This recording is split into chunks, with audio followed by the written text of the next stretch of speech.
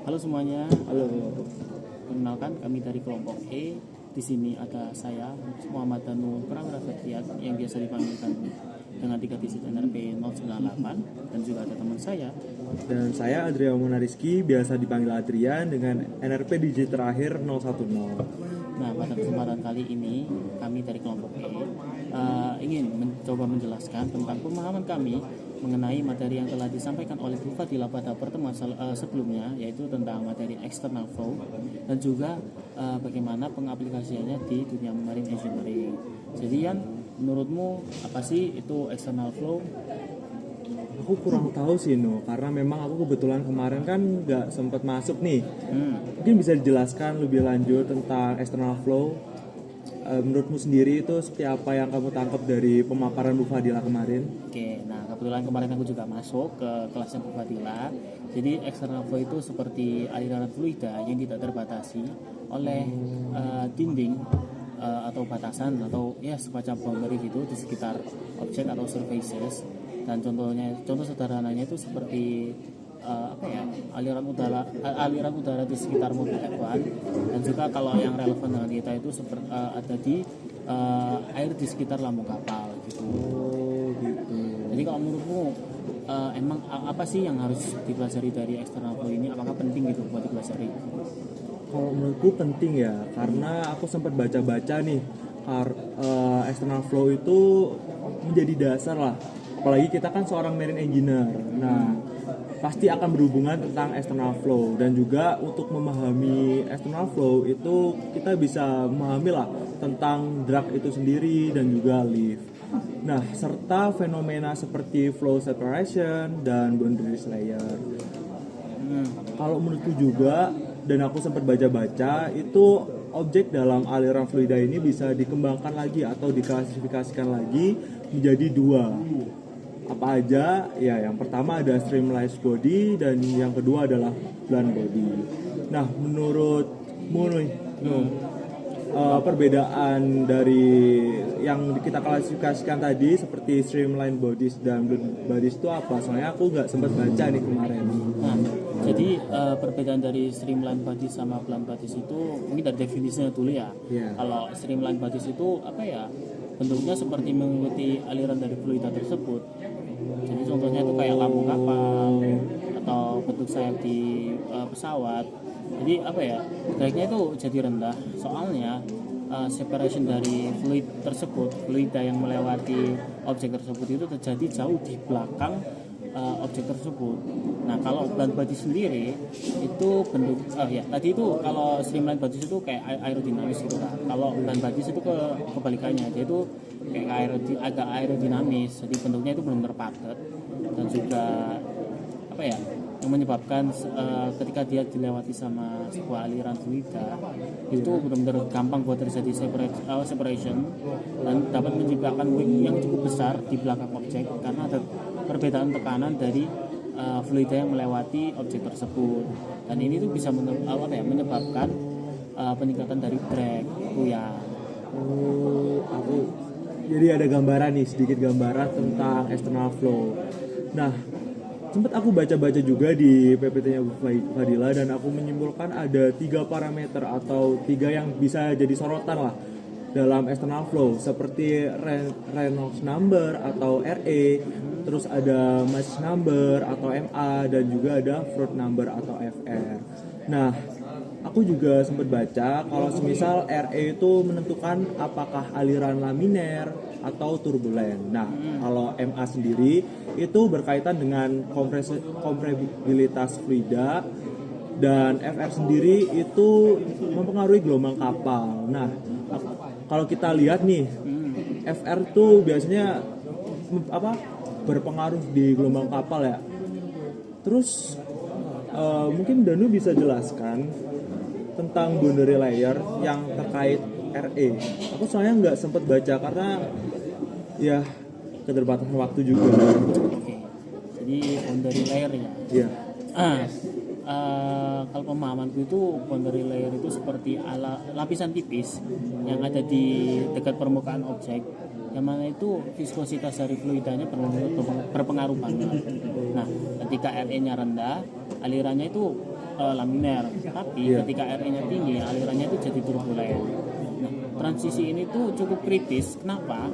Karena itu mempengaruhi drag force. Nah, kamu tahu nggak sih apa sih jenis-jenis dari drag force itu sendiri? Oh ya, sebelumnya RE yang disebut tinggi itu seperti apa Danu? Karena ya apakah ada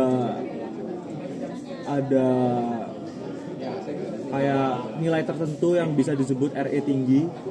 Oke, kalau berdasarkan yang aku baca kemarin dari PPT-nya Bufatila, jadi RE disebut tinggi itu ketika nilainya itu lebih besar dari 2 kali 10 pangkat 5 gitu. Aku jujur nggak tahu nilai angka ini tuh dapat dari mana, tapi sepemahamanku juga kalau nilai ini tuh pasti ada rumusnya gitu buat didapat. Itu Jadi tadi jelaskan seperti jenis-jenis drug ya. ya pertanyaan itu apa? Menurut saya sih ada dua. Yang saya baca-baca juga ada dua. Ada skin friction drug yang diakibatkan oleh gesekan fluida dengan permukaan, dan juga ada pressure flow drug karena ada perbedaan tekanan yang ada di belakang dan juga depan objek. Nah, kalau kita amati juga yang ada di kapal, itu ada skin friction drug yang lebih dominan. Makanya permukaan lambung harus halus, permukaannya tuh harus lebih halus gitu. Nah, selain drag ada juga lift force yang kita bisa dilihat lah kalau misal dia tuh timbul dari dari tekanan atas dan juga bawah objek. Ya kalau kita bisa dilihat yang non marine lah, itu ada sayap pesawat. Berarti cara kerja saya pesawat gitu ya. Ya mirip-mirip seperti itu. Bener sih. Oke. Aku ingat ada satu fenomena di external flow itu, namanya kalau nggak salah apa ya? Fluid separation.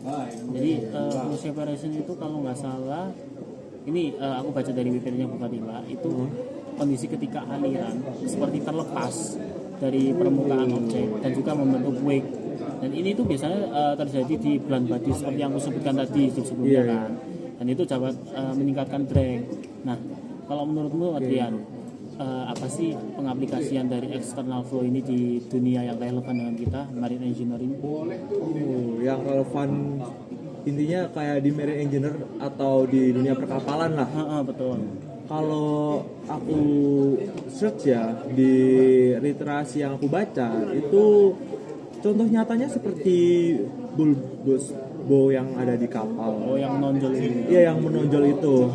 Karena bentuk ini mengoptimalkan aliran fluida untuk mengurangi wave resistance. Tahu wave resistance yang kamu jelaskan tadi? Iya. Dan juga drag. Jadi akibatnya karena adanya bulbous bow itu menjadi menjadi keuntungan lah bagi kapal karena dapat mengefisiensi bahan bakar.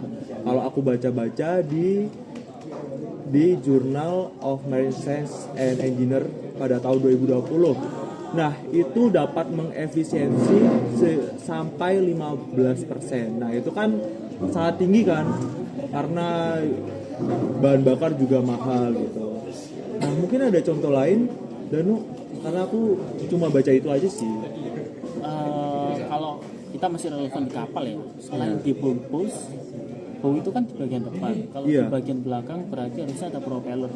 Nah, kalau nggak salah, berdasarkan yang pernah aku baca, artikel yang pernah aku baca, ada itu penggunaan desain streamline pada propeller kapal itu bisa meminimalisir cavitation dan juga drag.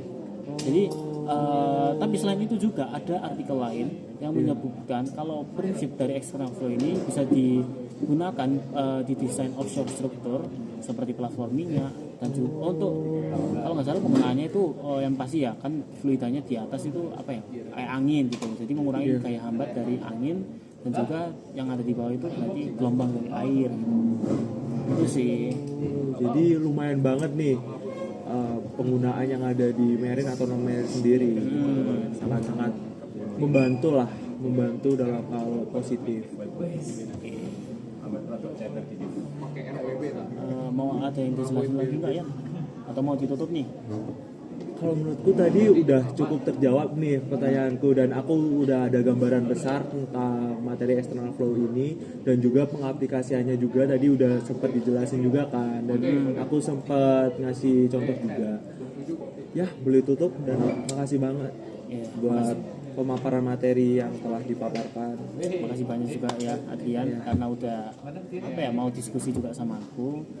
Oke, jadi demikian apa ya penjelasan dari kami dari kelompok E tentang apa sih isi materi dari external flow yang sudah diberikan oleh Bu Fadila kemarin, dan juga dalam rangka untuk menyelesaikan tugas tentang apa ya, untuk mendiskusikan tentang materi ini dengan teman satu kelompok saya sendiri yaitu Adrian. Jadi mungkin untuk selanjutnya saya ingin mengucapkan terima kasih banyak kepada Bu Fadila terkhususnya karena sudah membimbing kami selama satu semester ini, dan juga kepada Adrian dan juga teman-teman yang lain yang sudah apa ya mau berdiskusi tentang materi-materi yang ada di mata kuliah fisika fluida ini. Jadi akhir kata dari saya terima kasih banyak dan juga tetap semangat semuanya. Dadah.